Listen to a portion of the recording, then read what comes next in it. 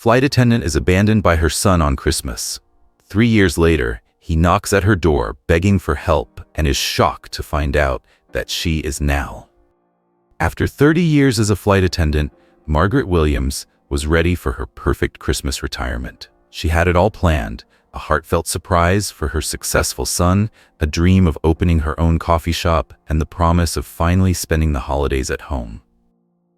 But this Christmas Eve flight would change everything. In just a few hours, a single text message would shatter her world, teaching her that sometimes we must lose everything to find our true purpose. This is a story of betrayal and redemption, of broken hearts and second chances, proving that the greatest gifts often come wrapped in life's hardest moments. What happens when a mother's love collides with her son's betrayal on the most magical night of the year? Prepare for a journey that will make you believe in the power of forgiveness and the true meaning of home. Margaret Williams held the small, carefully wrapped package in her hands, her heart swelling with pride. She had spent months tracking down someone who could restore her late husband's pocket watch, the perfect retirement gift for their son Richard. After 30 years as a flight attendant, this would be her last Christmas working the skies, and everything had to be perfect. "I can't believe you're finally retiring, Maggie," Sarah, her fellow flight attendant, said as they prepared the galley for the early morning Christmas Eve flight. "What are your plans?" Margaret's eyes lit up. "Richard promised me the best Christmas surprise ever at the airport before my last flight. And then," she pulled out a worn folder filled with sketches and notes, "I'm opening my own coffee shop. All those years of serving coffee in the sky, I'm finally going to do it on solid ground." "You deserve it," Sarah smiled, then hesitated. "Have you heard from Richard lately? He hasn't been returning my calls about the retirement party." Margaret brushed off the concern, touching the small photo of young Richard tucked into her name badge. "Oh, you know how busy he is with his investment firm. He's probably just wrapped up in end-of-year business." As passengers boarded the Denver-bound flight, Margaret couldn't help but notice the newspaper one of them was reading. A small headline caught her eye: "Federal investigation targets major investment firms." She quickly looked away, pushing down the flutter of worry in her stomach. "Good morning." "Welcome aboard," she greeted each passenger with the warmth that had become her trademark. Among them was Mrs. Eleanor Bennett, a frequent flyer she'd known for years. "Still working Christmas Eve, Margaret?" Mrs. Bennett asked kindly. "My last one," Margaret beamed. "After today, no more missing Christmas with family." As she served coffee during the flight, Margaret's mind wandered to past Christmases.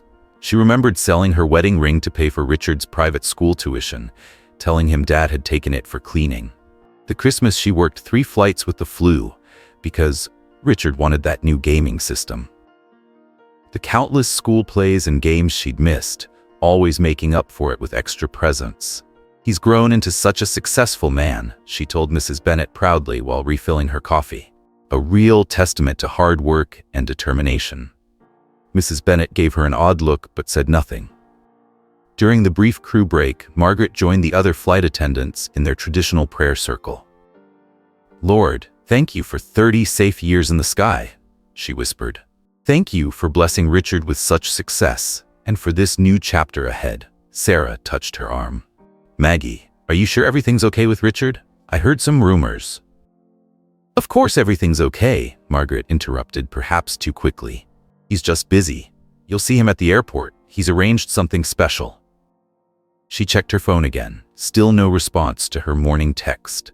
The nagging worry tried to surface again, but she pushed it down. This was her day, her perfect last Christmas flight. Nothing could go wrong. Looking out the plane window at the sun rising over the clouds, Margaret fingered the carefully wrapped watch in her pocket. Inside, she'd placed a note: "To my beloved son, who taught me that love knows no altitude. You lifted my dreams higher than any plane could fly." She didn't notice Mrs. Bennett watching her with concerned eyes, nor see the way some passengers whispered as they looked at their phones, reading breaking news about a major financial scandal. In her heart, she was already at the airport, seeing Richard smile as she handed him the watch, ready to begin her new chapter. The pilot's voice came over the intercom. Ladies and gentlemen, we're beginning our descent into Denver International Airport. Local time is 10:30 a.m. Weather is clear with light snow. Temperature at 28 degrees Fahrenheit. Margaret straightened her uniform, checked her neatly pinned hair, and touched the small photo on her badge one last time. In just a few hours, she would have everything she'd ever dreamed of. Time with her son, her own coffee shop, and no more missing Christmas. If only she'd paid attention to the signs. If only she'd noticed the way Richard's voice had changed on their last call, or questioned why he'd asked for power of attorney during her minor surgery last month. If only she'd known this Christmas Eve would change everything, just not in the way she'd planned. As Margaret prepared the drink cart for the final beverage service, memories flooded her mind. She remembered standing in the pawn shop 20 years ago, her wedding ring catching the light one last time before she handed it over. Richard's private school tuition was due, and her flight attendant salary wasn't enough. He'll understand when he's older, she told herself then, creating a story about his father taking the ring for cleaning. Richard never asked about it again. The memories kept coming. Christmas 1999, she had the flu but couldn't afford to miss 3 holiday flights. Richard wanted the latest PlayStation, and the overtime pay would cover it. She worked through fever and chills, serving drinks with shaking hands. "Mom, you don't have to work so hard," teenage Richard would say, but his eyes would light up at each expensive gift. Looking back, Margaret realized she should have noticed the pattern forming. Her best friend, Janet, had tried to warn her. "Maggie, you're teaching that boy that money solves everything," she said one Sunday after church. "He needs to learn the value of hard work, not just getting whatever he wants." "He works hard at school," Margaret had defended him. "He's at the top of his class. Besides, I missed his debate championship last week. I owe him." The memory of his first job interview stung the most. Richard had asked her not to tell anyone at his new firm that his mother was a flight attendant. "They're all from wealthy families, Mom. They wouldn't understand." That should have been her first real warning. "Coffee or tea?" Margaret asked, forcing herself back to the present moment. The passenger reminded her of Richard's old economics professor, who'd once told her, "Your son has a brilliant mind for money, but I worry about his heart." She joined the crew's prayer group during their break, something she'd done for 30 years. "Lord," she whispered, "I've tried my best as a mother. Please let today be everything I've hoped for." Sarah touched her arm. "Remember when Richard was little? He used to wait at the airport in his mini pilot's uniform." Margaret smiled, but the memory twisted inside her. That little boy had changed somewhere along the way. When did designer suits replace the pilot costume? When did "I love you, Mom" become "I'll wire you some money"?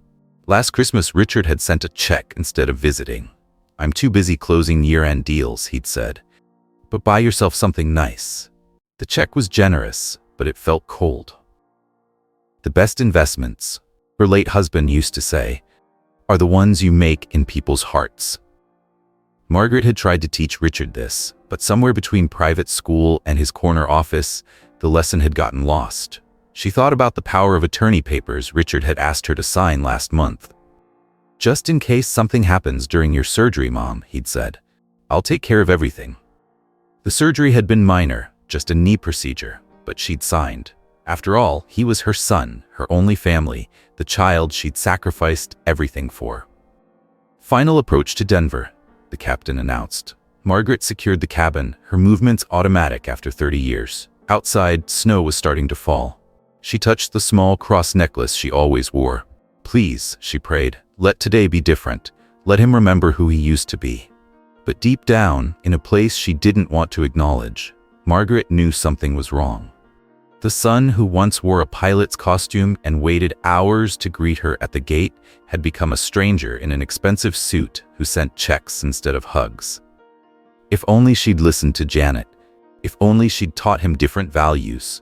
If only she hadn't tried to make up for every missed moment with gifts and money. The plane touched down in Denver, and Margaret straightened her uniform. In 2 hours, she would meet Richard at the airport. In 2 hours, she would learn exactly what her sacrifices had bought. Denver International Airport buzzed with Christmas Eve activity. Margaret stood near the massive terminal windows watching families embrace and children chase each other around luggage carousels. Holiday music played through the speakers, mixing with announcements and the general commotion of travelers rushing to make their flights. "He'll be here soon," Margaret told herself, checking her phone again. Still no response to her 3 messages. 11:30 a.m. An hour had passed since landing. Her final flight was scheduled for 2 p.m., giving plenty of time for Richard's surprise. She watched another family reunion unfold, a young man in military uniform hugging his parents, his sister filming the moment on her phone. 30 years of Christmases in this airport, she thought. This one has to be special. Sarah approached with 2 coffee cups. "Thought you might need this. Still no word from Richard?" "He's probably stuck in traffic. You know how busy it gets on Christmas Eve." Margaret's voice carried more confidence than she felt. She dialed Richard's number again, straight to voicemail. A group of carolers started singing near the security checkpoint. Margaret remembered Richard at age 7, singing in his school Christmas program. She'd watched it during her layover on a tiny airport TV, calling him right after to tell him how proud she was. 12 p.m. The snow was falling harder outside. Margaret paced between the windows and the arrival board, checking every incoming flight. Her retirement party was supposed to start at 12:30 in the crew lounge. Several colleagues had already gathered, setting up decorations. "Maybe we should call his office," Sarah suggested. "It's Christmas Eve. He won't be at the office." But Margaret tried anyway. The call went to an automated message about holiday closures. 12:15 p.m. She noticed a small crowd gathering around a TV in the waiting area, something about a breaking news story. She was too distracted to pay attention. Her phone buzzed, but it was just another colleague asking about the retirement party. "Starting soon," she texted back, trying to sound cheerful. "Margaret?" A familiar voice called. It was Mrs. Thompson, Richard's old math teacher. "I thought that was you. Merry Christmas." "Mrs. Thompson, Richard's meeting me here soon. He's planned something special for my retirement." The older woman's face changed slightly. "Oh, have you seen today's news?" "No, I've been flying all morning. Why?" "Oh, no reason. I'm sure everything's fine." Mrs. Thompson hurried away, leaving Margaret with a growing sense of unease. 1 p.m. The retirement party was in full swing, but the guest of honor kept glancing at the terminal entrance. Colleagues shared stories about their years together, but Margaret barely heard them. "Remember when Richard used to send roses to every flight crew you worked with on Christmas?" Someone reminisced. "Such a thoughtful boy." Was. The word echoed in Margaret's mind. When did her son change from is to was? 1:15 p.m. Another call to voicemail. Another text unanswered. The snow outside was getting thicker. Sarah touched her shoulder. "Maggie, you need to start preparing for your final flight soon." "He'll be here." But her voice cracked slightly. "He promised." 1:30 p.m. The party was winding down. Margaret stood alone by the windows again, watching the snow erase the runway lines. She needed to head to the crew room soon to prepare for her last flight. The TV in the corner was still showing breaking news. Something about financial fraud investigations. Margaret couldn't focus on it. All she could think about was her son and the growing silence of her phone. "Final boarding call for Flight 257 to Chicago," the announcer called. Another family hurried past, dragging suitcases and calling Merry Christmas to each other. 1:45 p.m. Margaret's fingers hovered over her phone's keypad. One more try. One more message. "Richard, honey, I need to prepare for my last flight soon. Please tell me you're on your way. I love you." She waited, watching those 3 dots appear on her screen. He was typing something. Her heart lifted. The message, when it came, would change everything. But for now, she stood in the airport she'd called home for 30 years, holding on to hope as tightly as she held the wrapped watch in her pocket. Outside, the snow continued to fall, covering everything in white. Christmas Eve at Denver International Airport continued its chaotic dance of reunions and departures. And Margaret waited, not knowing that in a few minutes, her phone would buzz with a message that would shatter her world. Margaret's phone buzzed. Her heart jumped as she opened the message from Richard. The words on the screen made no sense at first. She had to read them 3 times. "Can't come. Sold your house and the coffee shop property.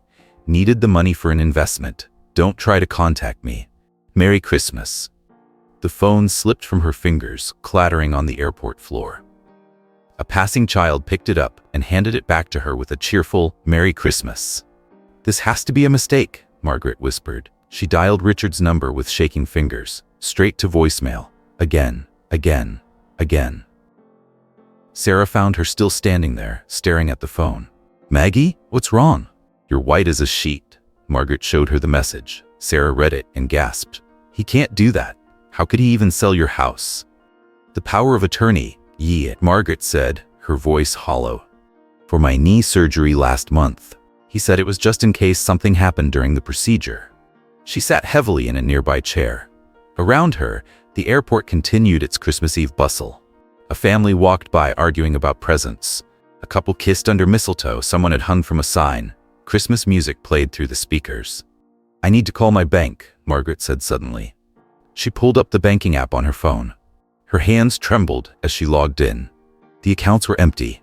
30 years of savings, every tip she'd saved, every extra flight she'd worked. The money for the coffee shop, all gone. "I'll call the police," Sarah said, reaching for her phone. "He's my son," Margaret said automatically, then stopped. The truth hit her like a physical blow. "He's my son. And he planned this. He waited for my last day, for Christmas Eve." The TV in the corner was still showing the breaking news. This time, Margaret looked at it properly. The headline scrolled across the bottom: "Major investment firm under federal investigation for fraud." A photo of Richard appeared on the screen. "Margaret." Mrs. Bennet appeared beside her, concern etched on her face. "I saw the news. I'm so sorry. I have nowhere to go," Margaret realized. "My house is sold. My savings are gone. I was supposed to retire today." Sarah hugged her tightly. "You'll stay with me. We'll figure this out." But Margaret barely heard her. She was remembering every warning sign she'd ignored. The way Richard had asked detailed questions about her retirement savings. His insistence on getting power of attorney. The way he'd encouraged her to put off retiring just a few more months, until today. "Your final flight leaves in an hour," Sarah said gently. "Should I tell them you can't?" "No." Margaret stood up, straightening her uniform. "No, I'll do my last flight. I've never missed a flight in 30 years. I won't start now." She walked to the bathroom, her steps mechanical. Inside, she splashed water on her face and stared at her reflection. The woman looking back at her seemed like a stranger. She reached into her pocket and pulled out the wrapped watch. With deliberate movements, she dropped it in the trash. When she emerged, Mrs. Bennet was waiting. "Margaret, I have something to tell you. A place you might be able to stay." "I trusted him with everything," Margaret said, not hearing her. "I gave him everything." "Sometimes," Mrs. Bennet said quietly, "we have to lose everything to find what we really need." Margaret's phone buzzed again. A news alert. Richard Williams, CEO of Williams Investment Group, accused of massive fraud scheme. She turned the phone off and put it in her pocket. "I have a flight to prepare for." "Margaret, please, listen about this place in Colorado Springs." But Margaret was already walking toward the crew room, her back straight, her uniform perfect. She had one more flight to complete, one more Christmas Eve in the sky. Behind her, the airport Christmas tree sparkled with lights, and families continued their reunions. In the trash can, under paper towels, the carefully wrapped watch ticked away the seconds of a life that no longer existed. The snow fell harder outside, covering the city in white, erasing everything that came before. "Ladies and gentlemen, welcome aboard Flight 1224 to Colorado Springs. I'm Margaret Williams, your lead flight attendant for this Christmas Eve service." Her voice didn't shake. 30 years of training kept it steady, professional, warm. No one would guess that her world had collapsed just an hour ago. "Our flight time today will be 45 minutes. We're expecting some turbulence due to the snow, but we'll do our best to make your journey comfortable." The plane was full, mostly people trying to get home for Christmas. A young mother struggled with a crying baby. A businessman argued on his phone about delayed meetings. An elderly couple held hands, reading a shared magazine. "Let me help you with that," Margaret said to the young mother, taking the baby while she stored her bag. The infant stopped crying immediately. "You're good with children," the mother said. I raised a son, Margaret replied, then stopped. Had she? Had she really known the person he'd become? Mrs. Bennet sat in first class, watching Margaret closely. She'd switched her ticket to this flight at the last minute. Coffee, tea, or water? Margaret's routine carried her through the cabin. Smile, serve, move on. Smile, serve, move on. Did you hear about that investment scandal? A passenger asked another. Some CEO stole millions from his clients. It's all over the news. Margaret's hand trembled slightly as she poured coffee. A few drops spilled. I'm so sorry, she said, reaching for a napkin. No worries, the passenger smiled. It must be hard working on Christmas Eve. In the galley, Margaret allowed herself 10 seconds. 10 seconds to close her eyes. 10 seconds to pray. Lord, give me strength to finish this flight. The plane hit turbulence. The captain turned on the seatbelt sign. Margaret checked each row, ensuring compliance. Professional. Efficient. Braking inside. Margaret. Bennet caught her arm as she passed. We need to talk about Colorado Springs. Ma'am, please keep your seatbelt fastened until the captain turns off the sign. Another round of turbulence. The plane dropped suddenly. Passengers gasped. The baby started crying again. Margaret sang Silent Night softly while checking seatbelts. The baby quieted. Other passengers smiled. No one saw her hands shaking. Ladies and gentlemen, we're beginning our descent into Colorado Springs. Please make sure your seats and tray tables are in their upright position. Her last landing announcement. It should have been triumphant. Instead, each word tasted like ash. The young mother stopped her before deplaning. Thank you for your kindness. Merry Christmas.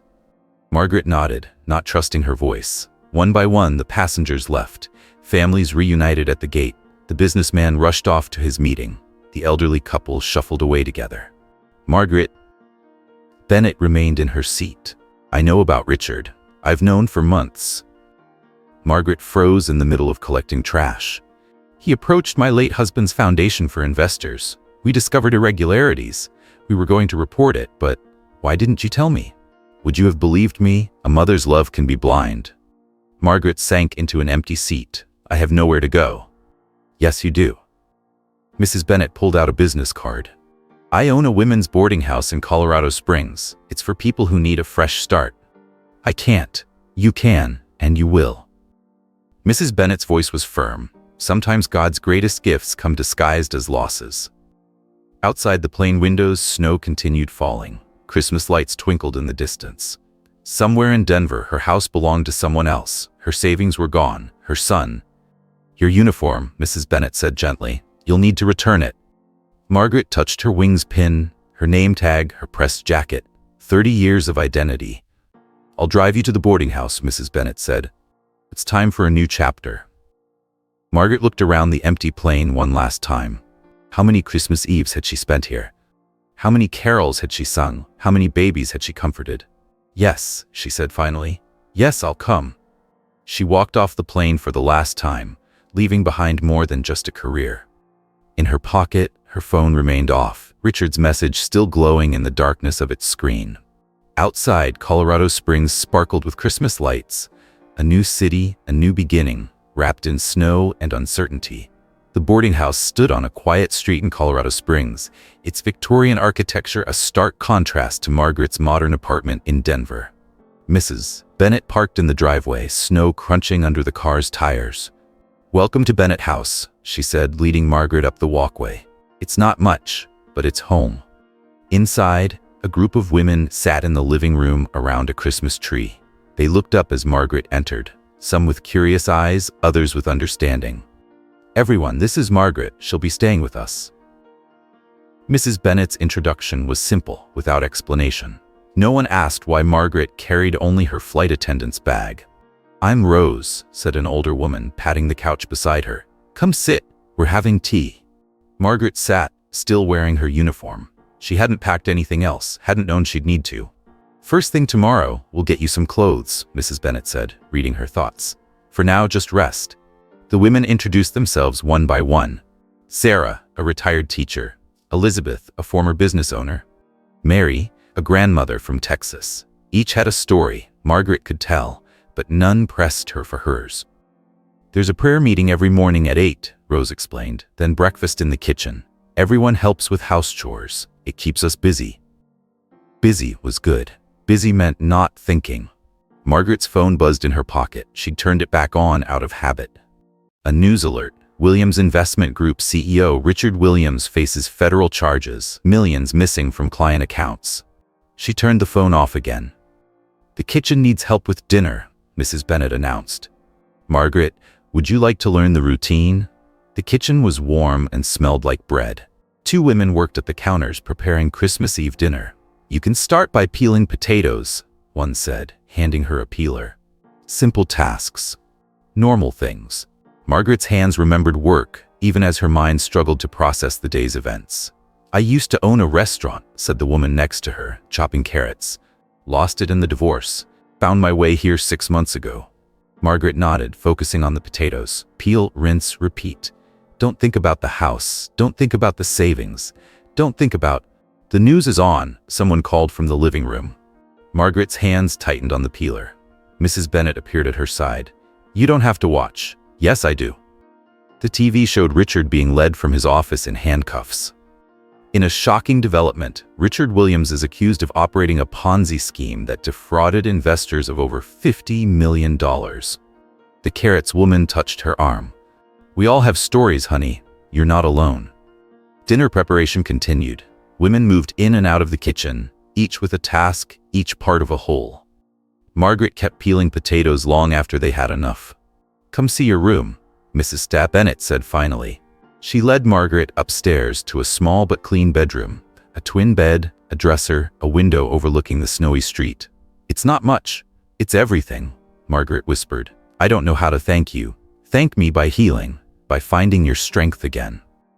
That night, as Christmas Eve turned to Christmas morning, Margaret lay in the unfamiliar bed, listening to the sounds of the house.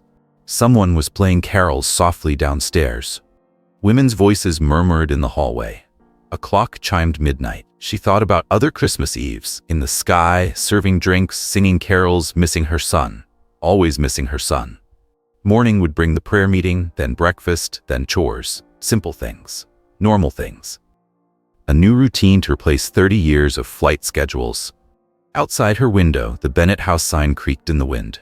Below, in the kitchen, someone was already up, making coffee. The smell drifted upstairs, familiar and new all at once. Margaret touched the bare spot on her jacket where her wings pin had been. Tomorrow she'd return the uniform. Tomorrow she'd begin again. But tonight, in this room full of shadows and unfamiliar shapes, she allowed herself to cry for the first time since reading Richard's message. Silent tears that no one heard, mourning a life that had vanished like plane trails in the sky. 6 months passed at Bennet House. Margaret learned the rhythms of her new life. Morning prayers, shared meals, house duties. She became known for her coffee, brewing it the way she had learned during her years in the sky.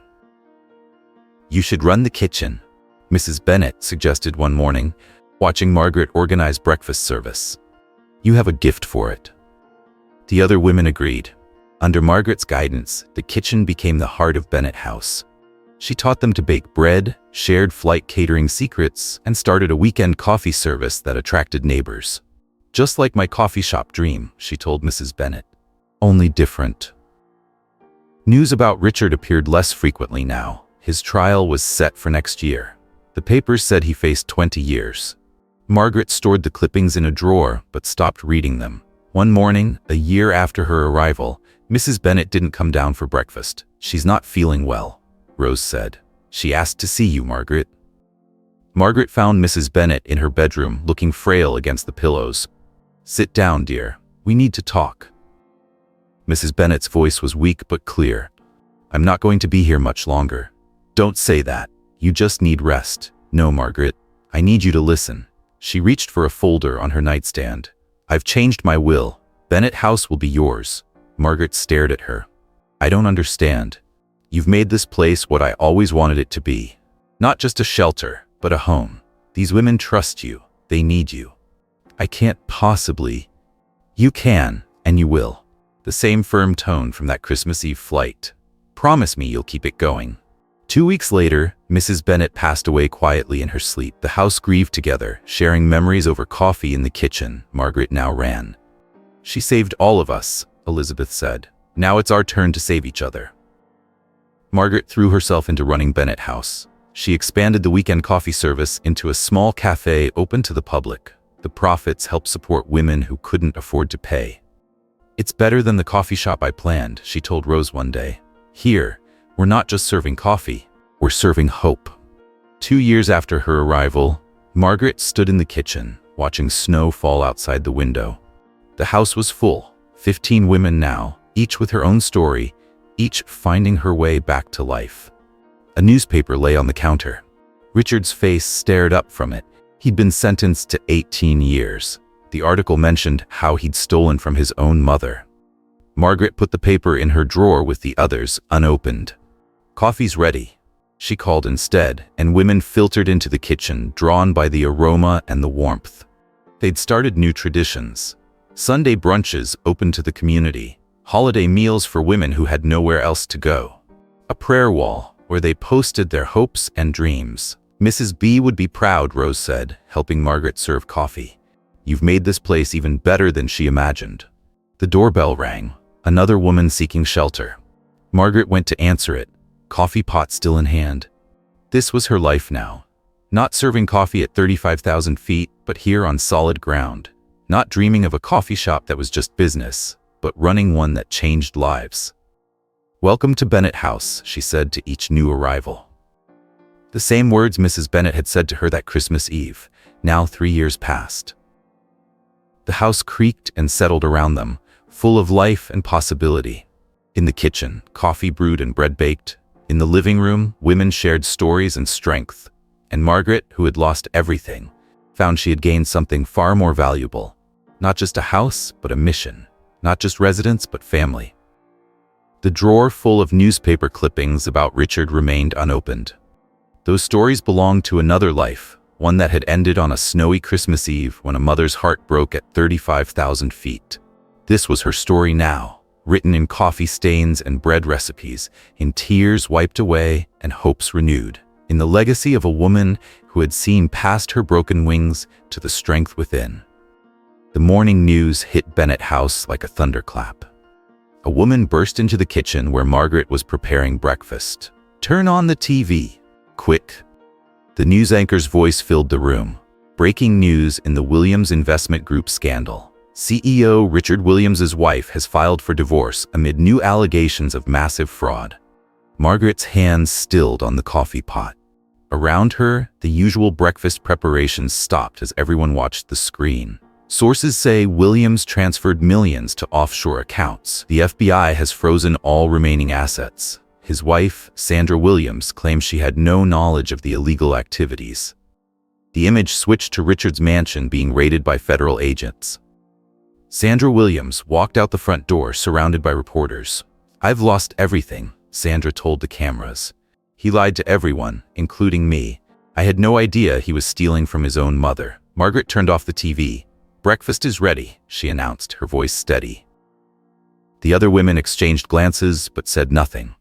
Later that morning, a familiar face appeared at Bennett House. Janet, Margaret's old friend from her flight attendant days, stood at the door. "I saw the news," Janet said, hugging her. "But that's not why I'm here. Someone came to the airline looking for you." "Richard?" "No, a woman named Linda Chen. She used to work for him." Margaret led Janet to her office, the same room where Mrs. Bennett had once told her about the house. "What did she want?" "To warn you. She says Richard tried to put everything in your name when the investigation started. He was going to pin it all on you." The coffee cup in Margaret's hand shook slightly. "When?" "Right after you signed the power of attorney. But the FBI caught on too quickly. That's why he took your money instead. One last grab before it all fell apart." The phone rang. Rose answered it in the hallway, then appeared at the office door. "Margaret?" "There's a reporter asking for comment about Richard." "No comment," Margaret said firmly. The phone kept ringing all morning. Margaret let it go to voicemail. By afternoon, more details emerged. Richard's company had been running a Ponzi scheme for years. His wife had filed for divorce after discovering he'd hidden money in her name. His partners were turning on him. "He's lost everything," Rose said, reading the online updates. "The house, the cars, the company." "Good." The voice came from the doorway. Linda Chen stood there, looking nervous. I'm sorry for coming unannounced, but you need to know the whole truth. Margaret gestured for her to sit. Linda had worked as Richard's assistant for 5 years. He wasn't just stealing from clients, Linda said. He was laundering money for some dangerous people. When they found out about the FBI investigation, is he in danger? He's running. The FBI is looking for him, but so are they. I thought you should know. He might try to contact you. As if on cue, Margaret's phone buzzed. An unknown number. She let it go to voicemail. The message came a minute later. Mom, I need help. Please, they're after me. I have nowhere to go. Margaret played the message for Linda, who shook her head. Don't respond. He's trying to save himself, just like always. That evening, Margaret sat in the kitchen long after everyone else had gone to bed. The house creaked around her, comfortable sounds she'd grown to love. Her phone buzzed again, another unknown number. This time a text. Mom, I'm sorry. I need a place to stay, just for one night, please. She turned the phone off. The next morning's headline read, FBI manhunt, Richard Williams still at large. The photo showed him looking disheveled, running from reporters. What are you going to do? Rose asked over coffee. Keep making breakfast, Margaret answered. Keep running this house, keep helping women who need it. But that night, she moved the old newspaper clippings from her drawer to a box in the attic. One life had ended that Christmas Eve 3 years ago. She wouldn't let it destroy the new one she'd built. Outside, snow began to fall, just like it had that day at the airport. Somewhere out there, Richard was running, everything lost, everyone gone. Just like she had been, once, but she'd found her way, without him. Christmas Eve at Bennett House buzzed with activity. Margaret supervised cookie baking in the kitchen while residents decorated the common areas. The weekend cafe had closed early, but the coffee still brewed for the house residents. Someone's at the door, Rose called from the hallway. Probably another last-minute donation drop-off.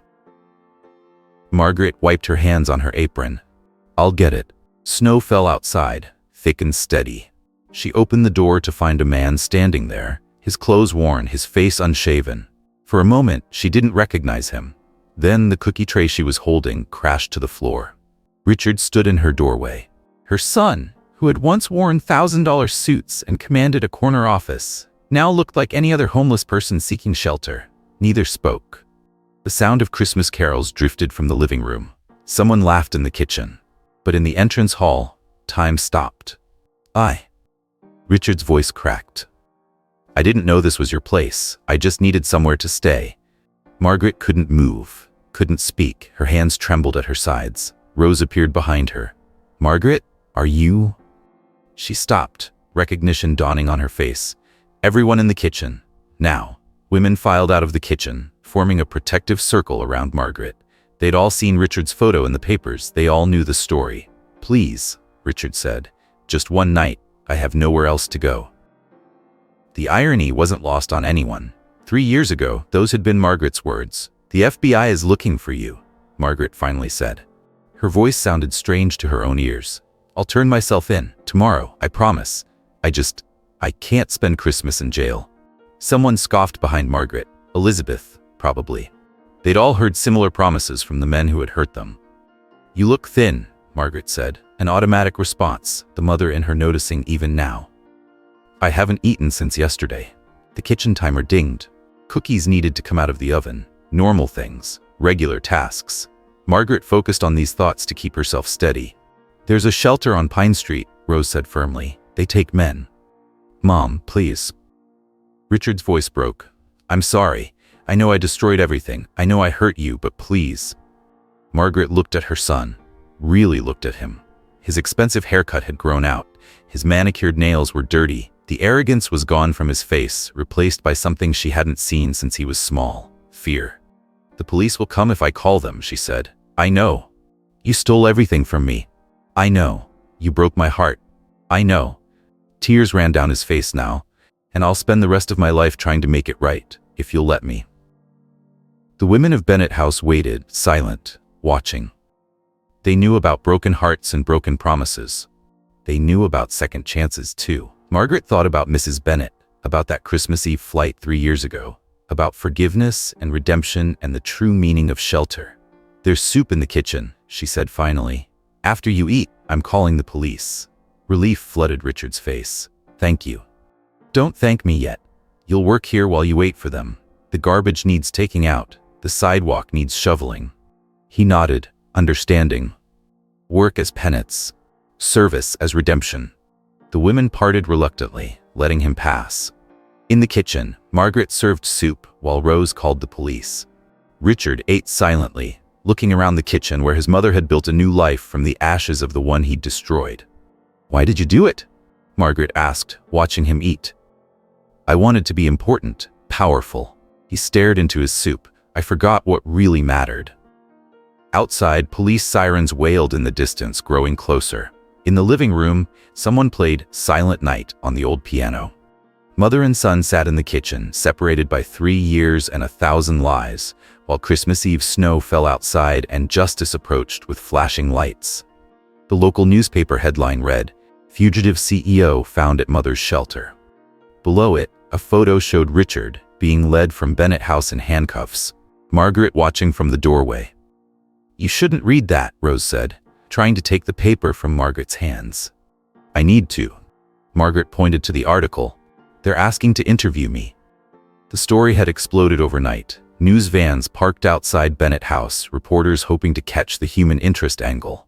Fraudster CEO seeks shelter at homeless shelter run by mother he betrayed. The phone hadn't stopped ringing. Margaret let Rose handle the calls. "His ex-wife wants to visit," Rose reported. "Says she needs to explain something." "No." Margaret's response was immediate. She had enough to handle without Sandra's drama. The police had questioned Margaret for hours last night. Yes, she knew harboring a fugitive was illegal. No, she hadn't known he was coming. Yes, she had called them immediately. "The DA wants to talk to you," the detective had said. "Your testimony could help the case." Now, sitting in her office, Mrs. Bennett's old office, Margaret faced another decision. The DA's office had sent over papers. They wanted her to testify about the power of attorney, the stolen money, everything. "Your story could help other victims," the letter said. A knock at her door. Elizabeth entered with coffee. "There's someone here you should meet." She led in a man Margaret recognized from the news, Thomas Chen, one of Richard's former business partners. "Mrs. Williams," he started. "Margaret," she corrected. She'd gone back to her maiden name after the first scandal. "Margaret, I came to return something." He placed a check on her desk. "Richard stole from everyone, but what he took from you was different. This is your money, the house sale, the savings, everything, with interest." Margaret stared at the check. The amount matched her losses exactly. "Why?" "Because some of us want to make things right." He hesitated. "And because you should know, Richard tried to blame everything on you. Had documents prepared to show you were behind it all. When? Right after you signed the power of attorney. But his wife Sandra found out and stopped him. That's why she left." Another knock. Rose again. "Sandra's here. She won't leave until she talks to you." Margaret nodded. "Send her in." Sandra looked different from her society photos. Simpler, tired. She carried a folder. "You should see these," she said, placing papers on the desk. "Richard's original plans. He was going to frame you for everything. I found them and turned them over to the FBI. Why didn't you tell me sooner?" "I was ashamed. I knew what he was doing to others, but when I saw his plans to blame his own mother..." She shook her head. "That's when I knew I had to leave." Margaret looked at the papers, the check, the news articles, pieces of a puzzle finally fitting together. "The DA called again," Rose said from the doorway. "They're offering a deal if Richard pleads guilty. They want your input." Outside, reporters still waited. The story was too good to ignore. Mother turns in fugitive son on Christmas Eve, at a shelter she runs for women he might have made homeless. Margaret picked up the check. With this money, she could leave. Start over somewhere without reporters and painful memories. "What are you thinking?" Rose asked after Sandra left. "I'm thinking about Mrs. Bennett, about second chances." "He doesn't deserve one." "No," Margaret agreed, "but I'm not doing it for him." She picked up the phone and called the DA's office. "I'll testify," she said, "but I have conditions." That evening, after the reporters left and the house settled into its normal routine, Margaret sat in the kitchen. The check sat in front of her, along with the DA's papers and the news articles. "What are you going to do?" Rose asked, pouring coffee. Margaret looked around the kitchen. her kitchen now, where broken women found healing in simple tasks and shared meals.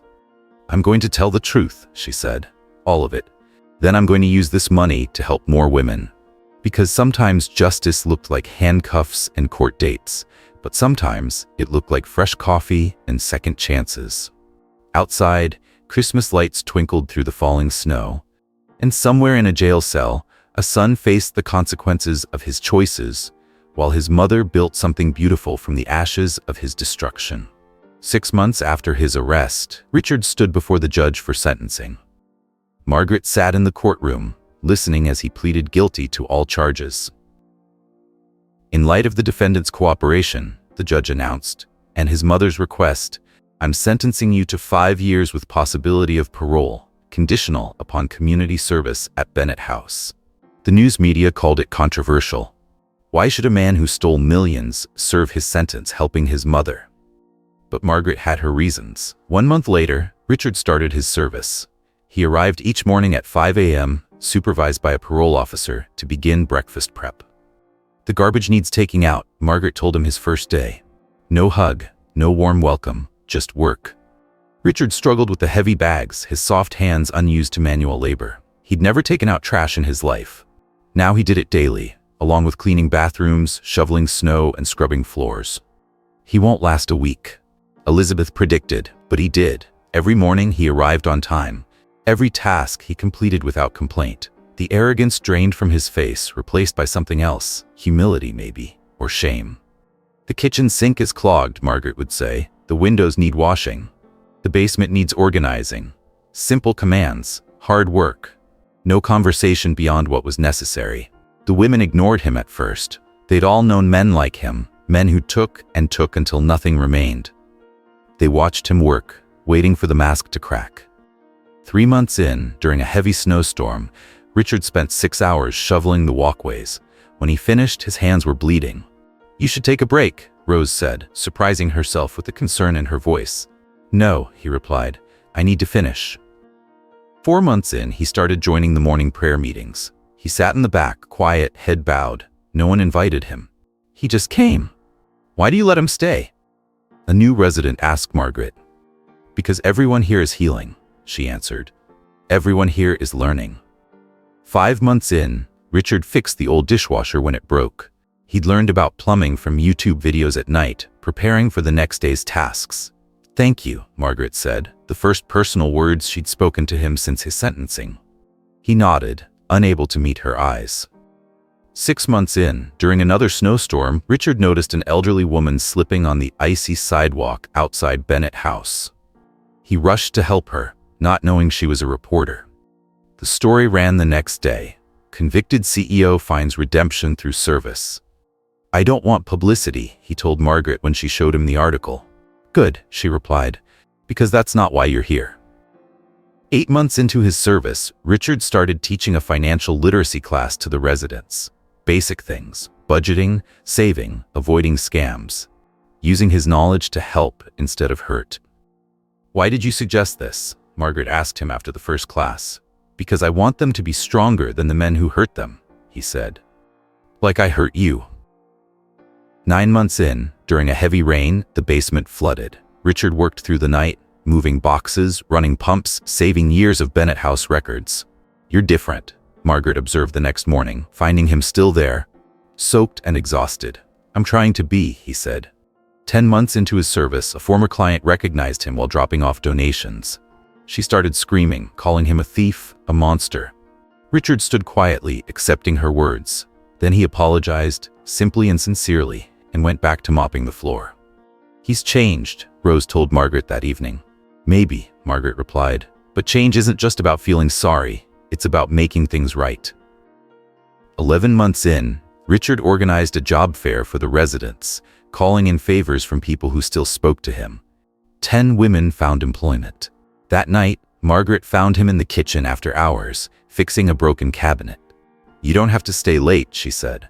"I know," he replied, "but I want to make things better, even if I can never make them right." December arrived. Almost a year had passed since that Christmas Eve when he'd shown up desperate at the door. Now he arrived each morning before dawn, did his work, and left without complaint. Not for publicity, not for reduced time, but because finally, after losing everything, Richard Williams was learning the value of honest work and the price of redemption. Christmas Eve arrived at Bennett House again. 1 year since Richard's arrest, 4 years since Margaret's world changed in an airport terminal. The house buzzed with activity, new residents mixed with old, preparing for the annual community dinner. The weekend cafe had become a neighborhood fixture, and tonight it would serve free meals to anyone who needed one. Richard arrived at 4 a.m. earlier than usual. He started the coffee, just as he'd learned from watching his mother all those months ago. "You're early," Margaret said, finding him the kitchen. "It's a big day, lots to do." They worked side by side, not talking much. He'd learned the rhythms of the kitchen, how she liked things done. No longer the CEO giving orders, but a worker following them. "The shelter on Pine Street called," Margaret said. "They're sending extra people for dinner." Richard nodded, already calculating how much more food they'd need. "I'll make another grocery run." At noon, the first guests arrived. Women from the shelter, families from the neighborhood, people who had nowhere else to go. The dining room filled with conversation and the smell of fresh bread. "Remember last Christmas?" Rose asked Margaret as they served food. When he showed up at the door, Margaret watched Richard carrying trays, refilling coffee cups, helping elderly guests with their plates. He was a different person then. You both were. The local paper had run a story that morning. Bennett House serves hope for the holidays. No mention of scandal or fraud. Just a story about a place where broken people found healing. At one point, Margaret caught Richard staring at the Christmas tree, the same spot where he'd stood in handcuffs a year ago. "What are you thinking?" she asked. "About choices, about consequences." He turned to her. "About how sometimes you have to lose everything to find what matters." Evening came. The guests began to leave, taking leftover food and warm memories. The residents gathered in the living room for their traditional Christmas Eve service. "Richard," Margaret called as he prepared to leave. "Stay." He hesitated, then joined them, sitting in the back as usual. The women shared stories of their year. Jobs found, homes secured, healing gained, each story a triumph over past pain. Then Margaret stood. "A year ago, my son arrived at our door. Many of you know the story, but stories don't end with mistakes. They end with choices." She looked at Richard. "Some choose to stay broken. Some choose to heal. Some choose to help heal others." From her pocket, she pulled out a small box. Inside was the watch, the one she'd thrown away at the airport 4 years ago. She'd found it in the archives during the basement flood, when Richard had worked all night to save the house records.